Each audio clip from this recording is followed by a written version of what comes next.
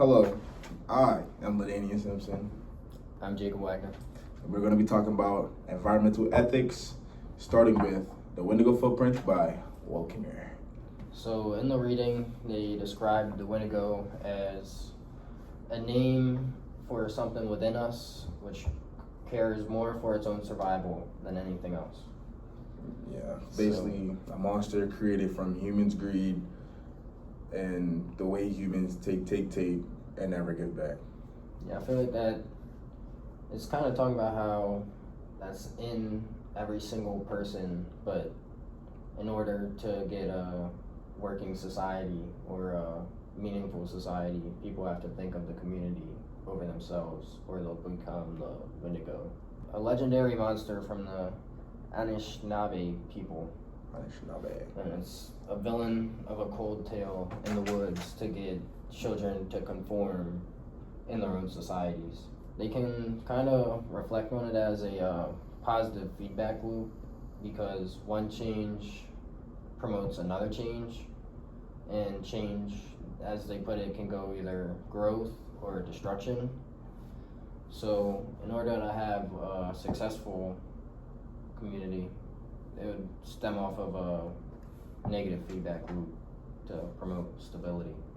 Yeah, like the Wendigo was basically created, as he said, a children's story. It basically is trying to prevent the newer generations from becoming this basically monster, quote unquote monster, that just takes from the world and never tries to fix it. Like we want the newer generation to be more conscious of our environment, like how people are basically destroying the Amazon rainforest right now, cutting down millions and millions of the trees. It doesn't matter how big it is, it's the impact on the earth of when those trees are gone.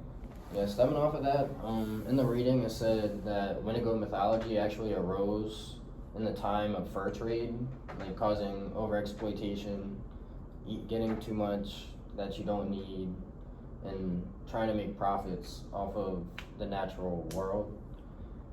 And I feel like that can stem into every single aspect of life right now, with social media, overconsumption, just trends that promote these kind of unhealthy societies. It's not sustainable. It's not something that we can continue doing if we want to live like happily and peacefully for the next hundreds of years. Because the way things are going, in the other readings include the Sand County Almanac, the Aldo Leopold. Some of the main points that he was talking about at first. Basically, he was talking about, at first, it was more human-centered on how nature does matter, but nature is only there to benefit humans and nothing more. That's how people see life right now. And that's the thing he wants people to see so far, as how he started off his reading.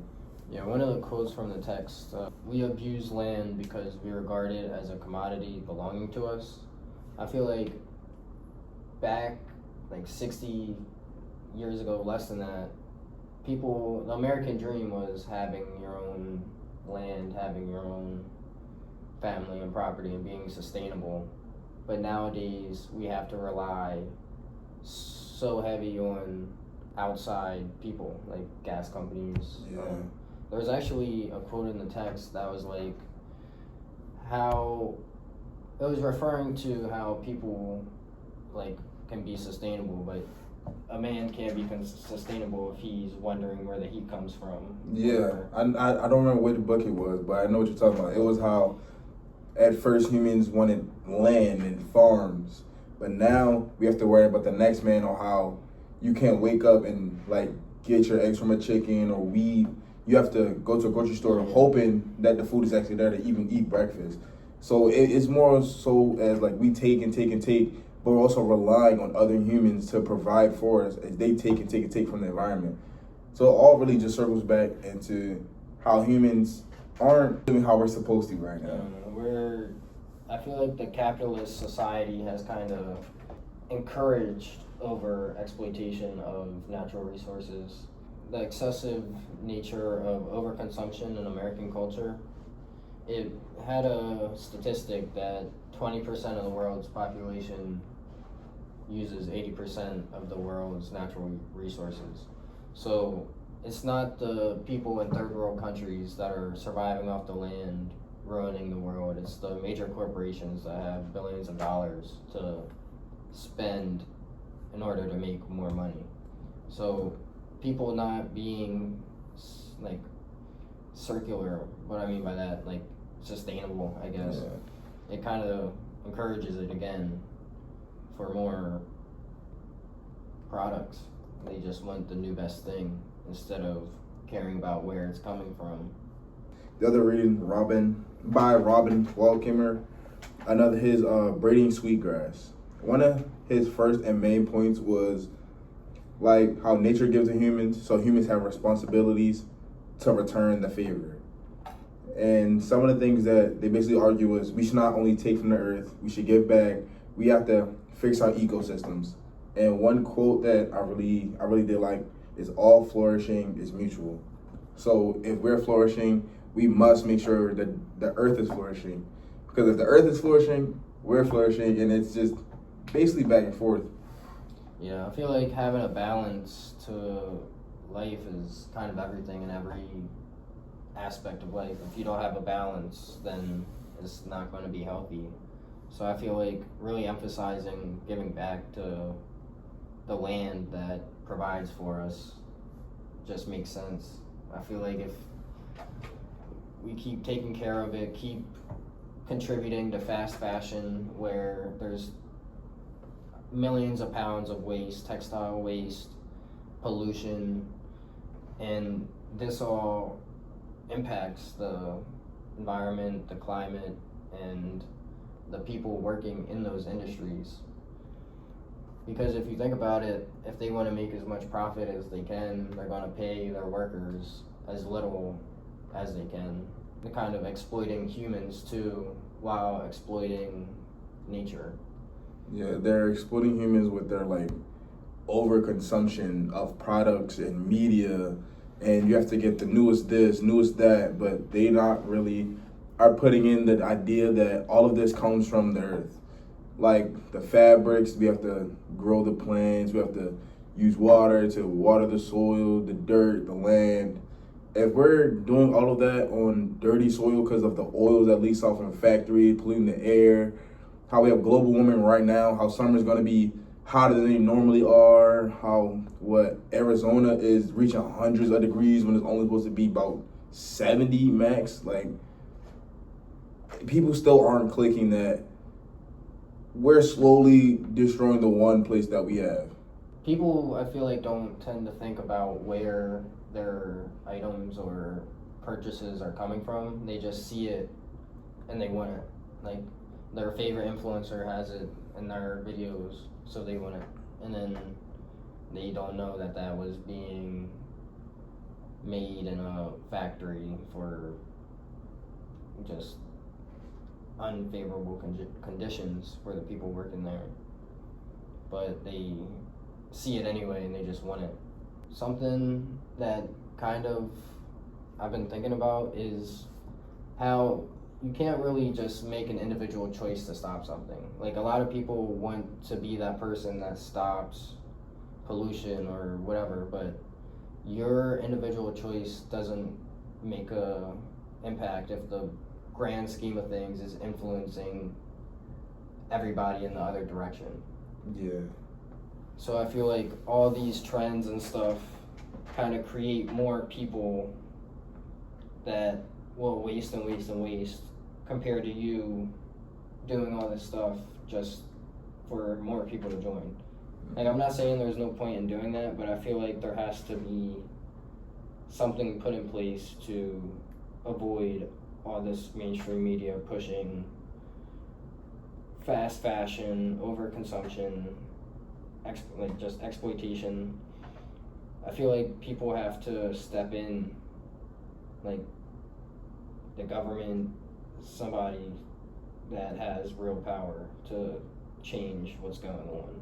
Yeah, because like we have all these machine and all this money and all this time, and the people that can basically replant and fix the earth like the way it needs to be, and basically give back to what it's giving us, like some of these third world countries that basically have nothing, so they have no choice but to make sure that their earth is clean and that their soil is good and that they're growing everything that they need to eat and replanting the trees that they take down and all the grasses and the third.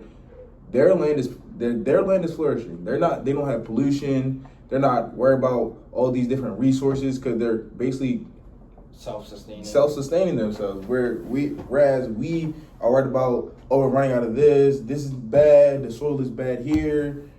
Well, we could just fix it and stop mass polluting shit. We might as well just use what we have to help create the earth, help make the earth better, instead of making more and more and more and more and more and taking. Kind of tying back to the Wendigo reading, a quote was, "A human whose selfishness overpowered self-control to the point satisfaction is not possible."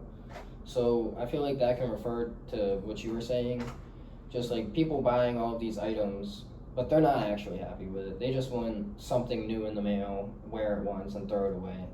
Like, I feel like if people took more pride in what they had, like if you made a shirt, you spent 10 hours making it, you're not going to throw it away because it's sentimental to you. But when you see a $2 shirt on the internet, you have no problem with ordering it, wearing it once and throwing it away because it's $2, didn't cost you any time, and you don't really care where it's coming from. So if people came more, probably just sentimental is probably the best word for their belongings and the earth, then a lot of these problems I feel like would be solved in the fast fashion and over consumerism problems. Yeah, we want people to be more mindful of what they have and realize how much time and energy went into getting it. Like something as a kid, like getting hand-me-downs, like you think you're just getting a hand-me-down, but that's a shirt that was probably going to be thrown away or just end up in a landfill. Yeah. So getting more use out of stuff is, we were kind of taught that in elementary school: reduce, reuse, recycle, like as much as you can. But when corporations aren't held to the same standard, that kind of flies out the window. Yeah, it kind of doesn't matter what you do when they're dumping hundreds of thousands of pounds of waste just into the environment. Yeah, and it's not like we don't expect people to just not want for things or just not get anything or, don't buy stuff. Because in the Widow reading, it says, the old teachings recognize that Wendigo nature is in each of us. So the must was created in stories so that we might learn why we should recoil from the greedy part of ourselves. Basically telling us everybody wants. That's human nature. But to want for too much to the point of turning the earth, that becomes greed. That becomes the underlying problem of why our environment is the way it is today. That's basically becoming the Wendigo, as they were talking about. Yeah. And if more people are subject to be a positive influence in society, more people are going to be like them. But if there's a bunch of people doing negative things, it's okay, so-and-so is doing it. So it's easier to justify it in people's brains that they can just join along and it kind of doesn't have any consequences too, because of how many other people are doing it. Yeah, they see it as, oh, this person doing this bad thing, so if I do this thing that's not as bad, it's not really a problem, but the little things add up. If billions of people are littering in the same spot, that's still billions of people of trash. Still billions of pieces of trash that are going to build up and build up and build up, and it's constant. It's not like it just stops. And when it's celebrities and people that people look up to, they're gonna want to follow them even more. They're gonna feel inclined to be doing what they're doing. They want to have what they have because of their status or because of what they do. It's just, if more influencers, because of how many young people, how many people in general are online, came aware of pushing sustainability and just conservation of the environment, we'd be in a better place. But it would also take time, because as things change, some people don't.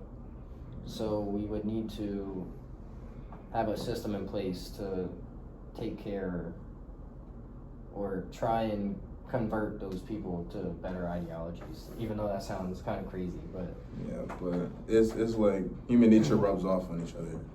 Bad will rub off onto bad, and good will rub off onto good. It's not 100% true. I mean, well, not always 100% accurate, but there's a good chance that one person doing one good deed will lead to a chain reaction of more people doing good deeds, which will slowly help our Earth. So, like in the end, basically, the environmental destruction often comes from like this disconnect from humans and nature, which I think people really need to get back into more. yeah, I mean, you said it. They say like humans and nature must survive together, so there's no reason we should basically be killing the nature just for us to thrive even more, but we can thrive together. I feel like a problem that's arose is so many companies are focusing on short-term profits and not worrying about their long-term effects of what they're doing to the environment or what they're doing to communities or so on. I feel like if people or if companies thought about their long-term sustainability, then they'd get more customers. Like when you see big corporations doing like paper straws, I know they're not the best to use, but corporations doing paper straws, like bamboo silverware, I think I've seen that. That just kind of makes the customer know they're going the extra step to give back to their environment instead of just using and using and using. They kind of actually acknowledge the impact that they have and they're trying to mitigate it as much as possible. So basically, some of everything that we've been saying is humans have to give back to nature if we really want to live for our future generations. The earth is dying and we have to do something about it. Yeah, and I feel like people don't realize, but the earth will be okay without humans. It created life from nothing, basically. Yeah. When Adam or whatever started it, or whatever, and then evolution and stuff, people aren't needed, but people are so egocentric that we think we're the best, we're needed, the earth needs us. But the earth will just have the negative feedback loop, I guess. Yeah. So it'll just get back to where it used to be without us. So I feel like we need to learn how to coexist with it before it's way too late. Yeah, we're like the only negative living organisms that aren't actively coexisting with the rest of the world. We don't act as a natural thing in the food chain. Like, Yeah. yes, some people get buried and they give back eventually in that way of the food chain, but we're an external force acting upon animals, plants, just the whole environment. So that is the conclusion of our discussion. Let's make the world a better place. Thank you. Thank you.